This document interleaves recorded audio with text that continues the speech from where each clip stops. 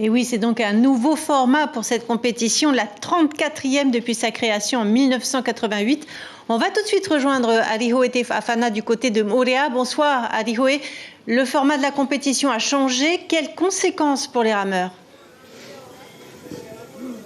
Bonsoir Cybèle. Alors il faut dire qu'avec cette nouvelle formule, les rameurs ont plutôt intérêt à être constants sur les deux étapes prévues pour remporter justement le titre tant convoité du Teito, avec deux étapes programmées, plus de disciplines proposées et plus d'inscrits de la part des étrangers. On peut dire que la Teito a pris une nouvelle dimension et justement ce soir je suis accompagné de Charlie Meitere, fondateur du Teito, pour en parler.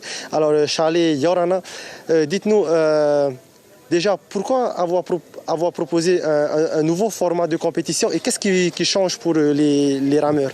Yorana, tout d'abord, cette idée est venue après consultation, bien sûr, d'un large entre nous, le comité organisateur et les rameurs, des fois ils disent c'est anormal, tu es Eito, mais sur une course. Alors que s'il y avait une ou deux étapes, pourquoi pas avoir trois dans le futur pour désigner le vrai Eito. Donc voilà, aujourd'hui nous avons décidé bien sûr d'organiser le Teito 2023 sur deux étapes. Qu'est-ce qui change justement pour les rameurs alors? Ça leur donne une chance de se rattraper. Tu peux être pas très bien en forme pour la première journée et tu as un avantage de pouvoir de te rattraper sur la deuxième étape. On voit qu'il y a eu beaucoup d'innovations pour ce Teito 2023. On voit aussi qu'il y a plusieurs disciplines qui se sont associées au Teito. Pourquoi avoir proposé aussi beaucoup de disciplines? Il faut attirer beaucoup plus d'étrangers également, puisqu'on sait que...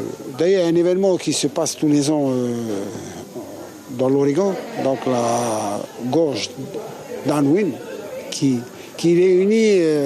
les subs, les kayaks, les machins, tout sport de rame, tout sport de glisse. Donc, si on veut atteindre le chiffre chez eux, comme ils annoncent 5000 compétiteurs, c'est peut-être pas on va uniquement qu'on pourra atteindre ce chiffre-là, mais atteindre d'ici l'horizon 2030, peut-être 2000 rameurs.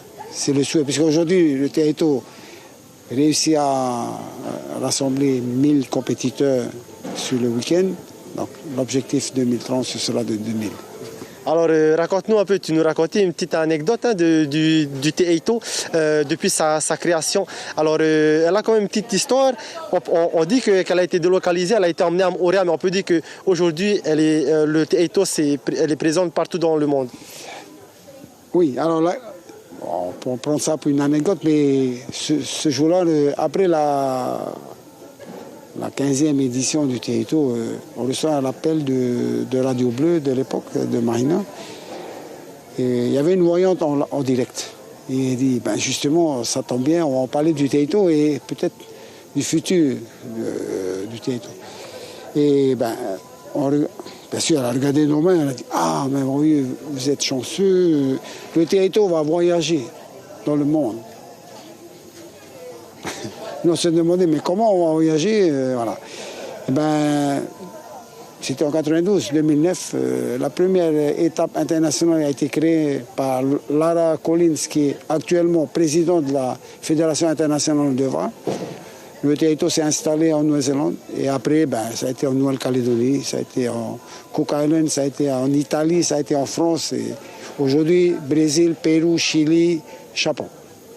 Donc voilà, Cybèle, une petite anecdote pour tous ceux qui ne savaient pas. En tout cas, le Teito continue à vivre et vivra encore longtemps. En tout cas, demain, la compétition reprendra donc avec les nouvelles disciplines comme le surf ski, le stand-up paddle ou encore le prone. Mais en attendant, ce soir, Manouté Amion se verra remettre le maillot jaune avant de rejoindre la deuxième étape à Papeari la semaine prochaine.